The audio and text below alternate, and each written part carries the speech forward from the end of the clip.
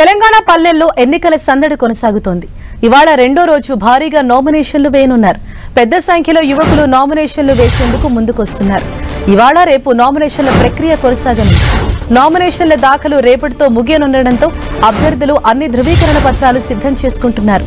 ఇవాళ రేపు పెద్ద సంఖ్యలో నామినేషన్లు దాఖలయ్యే అవకాశం ఉందని అధికారులు అంచనా వేస్తున్నారు. ఇక నిన్న తొలి విడతకు నామినేషన్ల స్వీకరణ ప్రక్రియ ప్రారంభమవగా తొలి రోజు 3242 నామినేషన్లు దాఖలయ్యాయి. వార్డు సభ్యులకు 1821 నామినేషన్లు వచ్చాయి.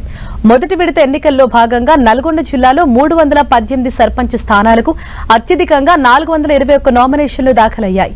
యాదాద్రి జిల్లాలో 153 స్థానాలకు 209, సూర్యాపేట జిల్లాలో 159 స్థానాలకు 207, వరంగల్లో 91 స్థానాలకు 101, సంగారెడ్డిలో 136 స్థానాలకు 147, జనగామ జిల్లాలో 110 స్థానాలకు 108 నామినేషన్లు వచ్చాయి.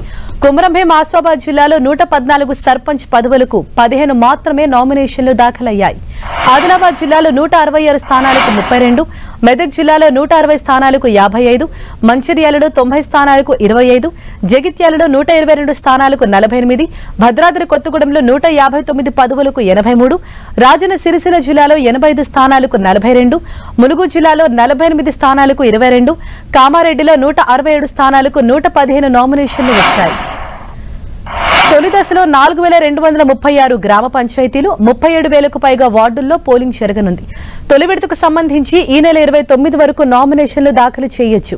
ఈ నెల 30న ఈ నామినేషన్లను పరిశీలించనున్నారు. డిసెంబర్ 3 వరకు ఉపసంహరణకు గడువు ఉండగా అదే రోజు పోటీలో ఉన్న అభ్యర్థుల వివరాలను ప్రకటిస్తారు. డిసెంబర్ 11న ఉదయం 7 నుంచి మధ్యాహ్నం 1 గంట వరకు పోలింగ్ ఉంటుంది. అదే రోజు మధ్యాహ్నం ఓట్లు లెక్కించి వార్డు సభ్యులు, సర్పంచ్ ఫలితాలు వెల్లడిస్తారు. ఫస్ట్ ఫేజ్ ఎన్నికలను సమర్థవంతంగా, పారదర్శకంగా నిర్వహించేందుకు రంగం సిద్ధం చేసింది రాష్ట్ర ఎన్నికల సంఘం. గ్రామ పంచాయతీ ఎన్నికలను 3 దఫాల్లో నిర్వహిస్తామని ఎన్నికల సంఘం ఇదివరకే ప్రకటించింది. రాష్ట్రంలో 12,728 గ్రామ పంచాయతీలకు, 1,12,242 వార్డులకు డిసెంబర్ 11, 14, 17 తేదీల్లో ఎన్నికలు జరగనున్నాయి.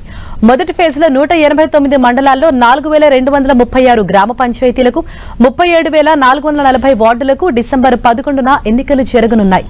మొదటి దశ ఎన్నికల నామినేషన్ ప్రక్రియ మొదలు కావడంతో ఆయా ప్రాంతాల్లో పోలీసులు గట్టి బందోబస్తు ఏర్పాటు చేసి తనిఖీలు నిర్వహిస్తున్నారు.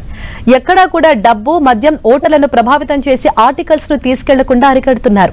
మరోవైపు PR&RD శాఖ కమిషనరేట్ లో ప్రత్యేక లీగల్ సెల్ ఏర్పాటు చేశారు. 3 సూపరింటెండెంట్ స్థాయి అధికారులతో ఈ సెల్ ను అందుబాటులోకి తెచ్చారు. ఎన్నికల్లో రిజర్వేషన్లను సవాలు చేస్తూ కోర్టులో పిటిషన్లు దాఖలైనందున లీగల్ సెల్ ను ఈసీ ఏర్పాటు చేసింది. ఎన్నికల ప్రక్రియకు ఆటంకం కలగకుండా చర్యలు తీసుకునేలా వీటి ద్వారా జిల్లాలలో సమన్వయం చేయనుంది.